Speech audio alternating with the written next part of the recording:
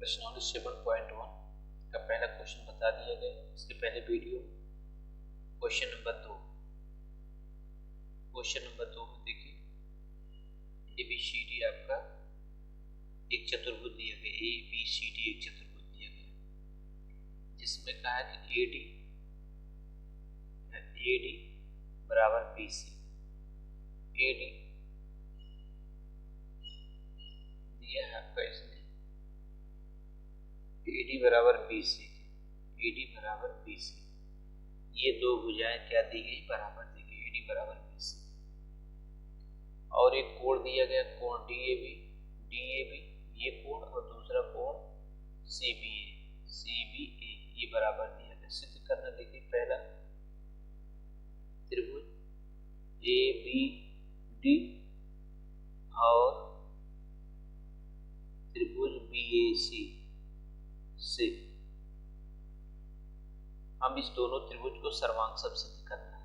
तो सर्वांग सिद्ध करने के 3 नियम हमने बताए, कब सर्वांग होगा। अब देखिए ABD पहला त्रिभुज, ABD ये त्रिभुज क्या दिया हमारे पेन के साथ साथ देखिए ABD एक त्रिभुज है, दूसरा त्रिभुज है BAC ये त्रिभुज।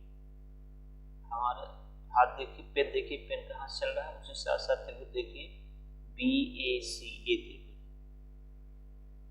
अब इस दो त्रिभुज में पहले थे कोण, ये दोनों भुजाएं बराबर दी गई, AD बराबर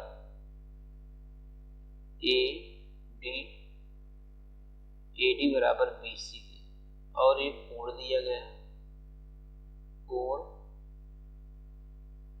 DAB बराबर कोण CBA, ये आपको दोनों दिया है। ये कोण इस त्रिभुज का ये कोण और इस त्रिभुज का ये कोण, यानी कि दो कोण में एक कोण और दो भुजाएं। उसके बाद देखिए, ध्यान रखिए कि ये भुजा हमारी जो AB है, यह AB भुजा, जरा ध्यान देखिए, इस AB भुजा को AB भुजा, ये जो हमारा ABC त्रिभुज दिया गया इसमें भी ये भुजा है, और ABD जो त्रिभुज दिया गया इसमें भुजा है, यानी कि AB दोनों उभयनिष्ठ है। AB बराबर BA, ये क्या उभयनिष्ठ,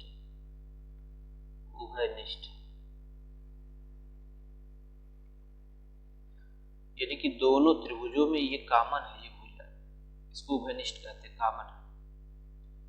अब देखिए, जब कॉमन हो गया, अब उभयनिष्ठ हो गया, अब देखिए दो भुजा और एक कोण, भू को भू, यानी कि त्रिभुज ABD सर्वांग हो गया त्रिभुज BAC के। किस नियम सर्वांग होगा, भू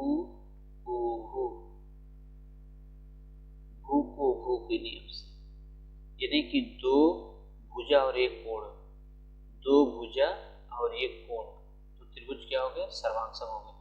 जानते हैं, जब त्रिभुज मैंने पहले शुरू में बताया था, ये दो त्रिभुज सर्वांग हो जाते हैं तो उसके कोण और उसके भुजाएं सभी बराबर हो जाते हैं। नंबर 1 पहला वाला सिद्ध हुआ है। दूसरा वाला, जब त्रिभुज सर्वांग हो गए तो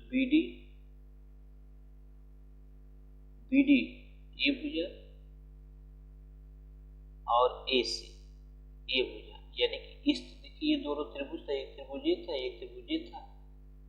अब इस त्रिभुज का भुजा ABD है और इस त्रिभुज भुजा क्या है, AC, इसलिए दोनों बराबर हो जाएंगे, BD बराबर AC। हमने बताया था कि त्रिभुज सर्वांग हो गए तो उसके सभी भुजाएं, सभी कोण बराबर हो जाएंगे। तीसरा, कोण ABD यानी कि ये कोण इस त्रिभुज का है, ये कोण BAC ये कोण, ध्यान रखिए BAC।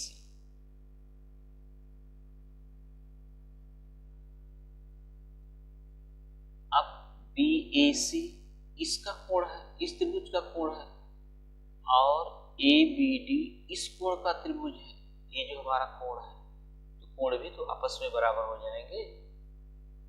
कोण ABD BAC।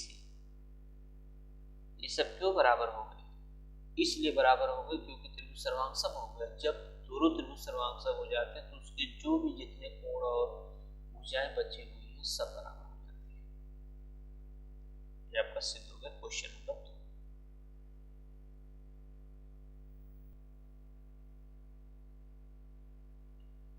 प्रश्न नंबर 3 दिए, अब बुक्स देख लीजिए क्या दिया है। चित्र दिया गया आपका, एक रेखाखंड AB पर AD और BC पर दो बराबर लंब रेखाखंड है। दर्शाइए कि CD रेखाखंड AB को समद्विभाजित करता है। CD रेखाखंड AB को समद्विभाजित करता है, दो बराबर भागों में बांटता है। देखिए इस तरीके जो सिद्ध करने वाले क्वेश्चन उसमें दिया लिखा जाता है, सिद्ध करना है। दिया मतलब जो प्रश्न में दिया गया है वही दिया।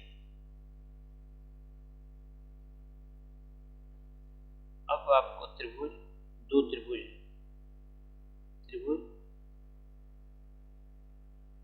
AOD तथा दूसरा त्रिभुज BOC, BOC से या में ध्यान रखिए क्या बराबर दिया, BC बराबर AD के दिया।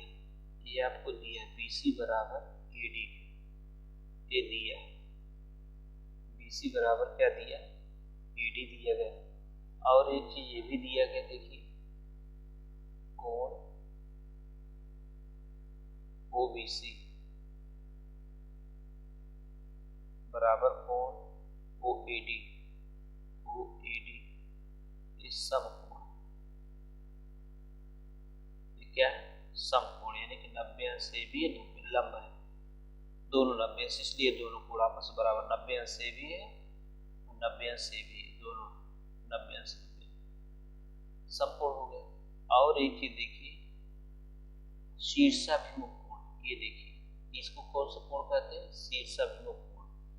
यानी कोण शीर्षाभिमुख के दो रेखा एक दूसरे को प्रतिच्छेदित करते हैं, उसके आमने सामने कोण बराबर होते हैं, उसको जो है आपको शीर्षाभिमुख कोण कहते हैं। कोण BOC बराबर कोण है AOD, AOD क्यों है, शीर्षाभिमुख कोण, शीर्षाभिमुख कोण समकोण हो गया शीर्षम, यानी कि BC बराबर AD, तो BC बराबर AD का मतलब हो गया BC बराबर AD, BC बराबर AD हो गया, यानी कि एक भुजा और दो कोण बराबर हो गए तो त्रिभुज क्या हो गया सर्वांगसम। त्रिभुज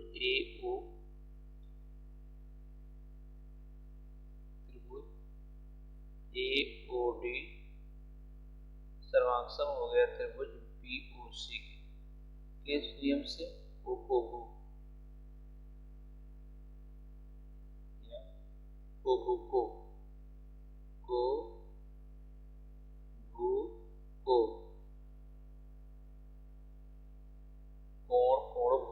कोण भुजा कोण के नियम से क्या हो गया त्रिभुज सर्वांगसम हो गए।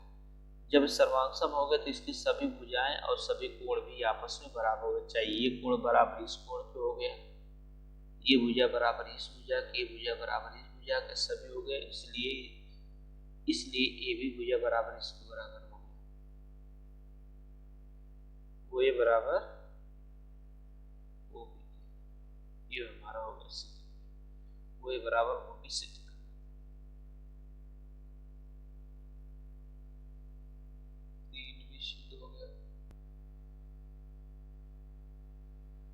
क्वेश्चन नंबर 4 दिया गया है। क्वेश्चन नंबर 4 है रियल एम समांतर है जिन्हें समांतर रेखा PQ और एक अन्य युग प्रतिच्छेद करता सिद्ध कीजिए त्रिभुज ABC और त्रिभुज CDA सर्वांगसम। देखिए सिद्ध करने वाले सवाल को लिखा जाता है पहले दिया, ये है नियम, इसका इस तरीके से हल किया जाता है। दिया है तो दिया में क्या दिया है, जो प्रश्न में दिया उसी को लिखा लिखा जाता है यल समांतर यम के और तथा पी समांतर है क्यू के। बस ये दिया है, यल समांतर यम के, पी समांतर है क्यू के। अब उसके बाद लिखा जाता है सिद्ध करना है, सिद्ध करना है। क्या सिद्ध करना है? जो सिद्ध करना उसको आपने कि जो प्रश्न सिद्ध करने को दिया है, त्रिभुज ए बी सी सर्वांगसम है त्रिभुज सी डी ए। अब उसके बाद लिखा जाता है उपपत्ति।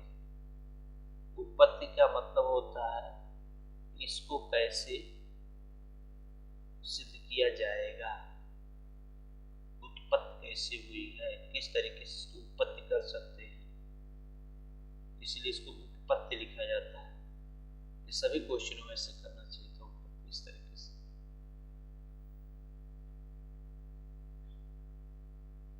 त्रिभुज ए बी सी, देखिए त्रिभुज ए बी सी और त्रिभुज सी,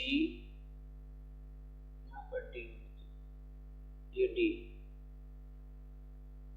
सी डी, ये दोनों त्रिभुज है, एक त्रिभुज है एक त्रिभुज है, दोनों सर्वांगसम सिद्ध करना है।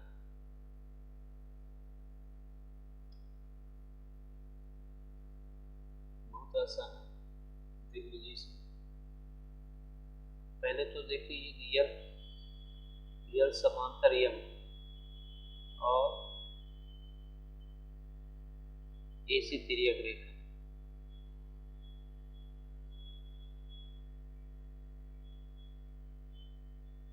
यल समांतर यम के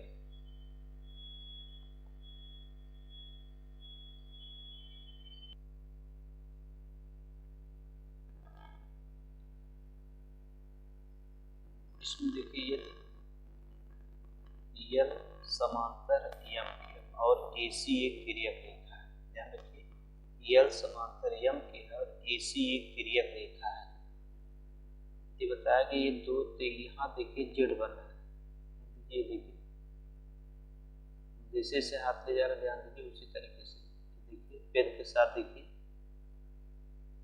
तो DAC कोण DAC बराबर कोण BAC, देखिए BAC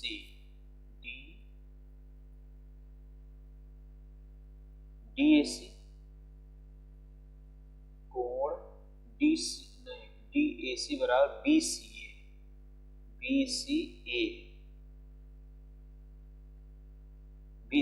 देखिए BC, देखिए DAC एक कोण और एक कोण, देखिए यहाँ देखिए जेड बन रहा है। ध्यान देखिए पेन, देखिए पेन हमारा हाथ, देखिए पेन कैसे चल रहा है, देखिए जेड बना ना, इसलिए दोनों कोण आपस में बराबर।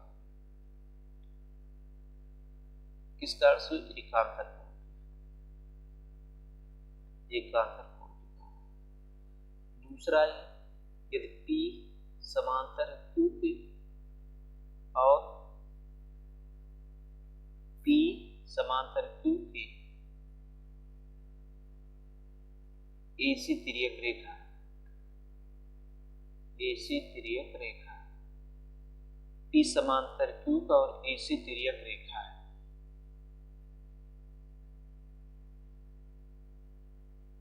अब इसको ध्यान रखना, यदि ये अगर ये समांतर रेखा है इसको काटा, अभी तक हम लोग ऐसे किए, ये दोनों समांतर था, ये AC काट रहा था, ध्यान दीजिए, इसलिए ये दोनों कोण आपस में बराबर हो गए थे। अब ये कह रहा है कि अगर ये दोनों समांतर रेखा है, अब ये काट रहा है, ध्यान रखिए, अब ये दोनों समांतर रेखा है, यहाँ पर देखिए जेड बन रहा है, ये अभी तक यहाँ जेड बना था, अब यहाँ ऊपर नीचे जेड बनेगी। यदि देखिए PQ समांतर है और तीसरी रेखा इसको काट रही है, इसको काटेगा, देखिए कौन से कोण बनेंगे, ये कोण नीचे वाले, ये कोण, ये देखिए ये और ये बना, ये देखिए यहाँ देखिए जेड के आकार होने, देखिए ऐसे फिर ऐसे फिर ऐसे ही, देखिए जेड के आकार होना, ये देखिए ऐसे। यदि कोण DCA बराबर कोण BAC। देखिए DCA और BAC, ये किस कोण का? तिर्यक, एकांतर कोण। एकांतर कोण के कारण हमने देखिए दोनों स्थिति बना, एक स्थिति ये बना, एक स्थिति ये बना। ये जब L और M समांतर थे, ये P और Q जब समांतर थे,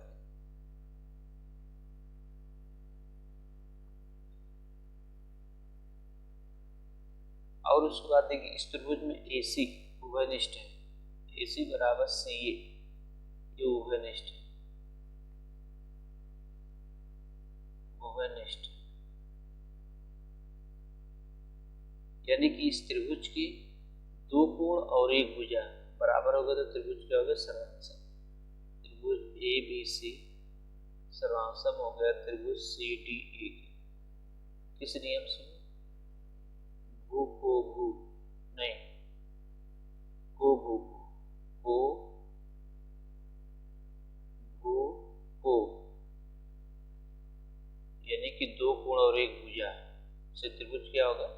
सर्वांसम। केवल त्रिभुज सर्वांसम सिद्ध करना था, इससे दो गए, केवल त्रिभुज ही सर्वांसम सिद्ध करना था।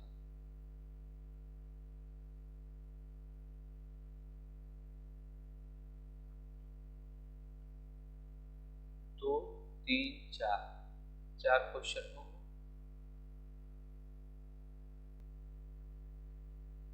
क्वेश्चन नंबर 5 दिया गया है, रेखा L कोण A का समद्विभाजक, रेखा L कोण A का समद्विभाजक है और BP और B के कोण A की भुजाओं B से लंब डाले गए हैं। स्पेस पे लंब डाला गया, ये 90 अंश है, ये 90 अंश, ये लंब है, स्पेस पे लंब डाला गया, ये 90 अंश है, और ये कोण दो बराबर भागों में बांट रहा है समद्विभाजक। तो ये कह रहा है कि इसको दिखाना, सिद्ध करना है, सिद्ध करना है, सिद्ध करना है कि त्रिभुज APB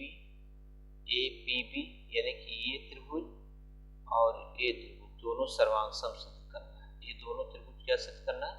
सर्वांगसम सिद्ध करना। और ये कह रहा है कि BP और BQ, अगर ये दोनों भुजाएं बराबर हो जाएंगे तो निश्चित रूप से इसका मध्य बिंदु हो जाएगा। चलिए, त्रिभुज APB और त्रिभुज AQB से या B में, पहली बात देखिए दिया है कोण 90 अंश, कोण AQB बराबर कोण APB क्या है? समकोण, क्या है? समकोण, यानी कि 90 अंश, दोनों बराबर 90 अंश। और ये देखिए दिया उसका समद्विभाजक दिया गया है, यानी कि ये दोनों कोण आपस में बराबर हो गए। ये रेखा इसको दो बराबर भागों में बांट रही है। अगर ये रेखा इस कोण को दो बराबर भागों में बांटे तो इसका मतलब दोनों कोण आपस में बराबर हो गए। कोण QAB बराबर कोण PAB, ये क्यों है? कोण A का समद्विभाजक, इसलिए समद्विभाजक। और एक चीज देखिए, AB भुजा दो AB भुजा इस दोनों त्रिभुजों में उभयनिष्ठ है। AB बराबर B, ये क्या है? उभयनिष्ठ है। दोनों में क्या है? दोनों त्रिभुजों में उभयनिष्ठ है, इसलिए त्रिभुज APB सर्वांगसम हो गया त्रिभुज APB। AQB देखिए APB है, सर्वांगसम क्या हो गया? AQB के। किस नियम से हो गया? दो कोण एक भुजा, को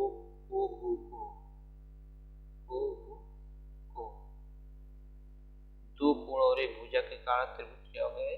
सर्वांगसम हो गया। जब ये त्रिभुज सर्वांगसम हो गया, ये तो पहला हो गया। दूसरा कह रहा है कि क्या बिंदु बी से ये दोनों समदूरस्थ हैं। अगर ये दोनों त्रिभुज सर्वांगसम हो गए तो ये दोनों भुजाएं भी आपस में क्या हो गई, बराबर हो गई। यानी कि बी क्यू बराबर किसकी होगा, बीपी के। दोनों भुजाएं क्या हो जाएगी, बराबर हो जाएगी। त्रिभुज जैसे सर्वांगसम हो तुरंत दोनों भुजाएं क्या हो जाएगी, बराबर हो जाएगी। जब बराबर हो जाएगा तो बिंदु बी से समदूरस्थ हो गए। बिंदु बी से समदूरस्थ का मतलब वहां से दोनों की दूरी क्या होती है, बराबर होता है। समदूरस्थ का मतलब यहाँ से इसकी अगर 3 सेंटीमीटर 3 सेंटीमीटर ये भी होगा। और जब त्रिभुज सर्वांगसम होगा तो निश्चित रूप से ये दोनों भुजाएं क्या हो गई, आपस में बराबर। ये होगा क्वेश्चन नंबर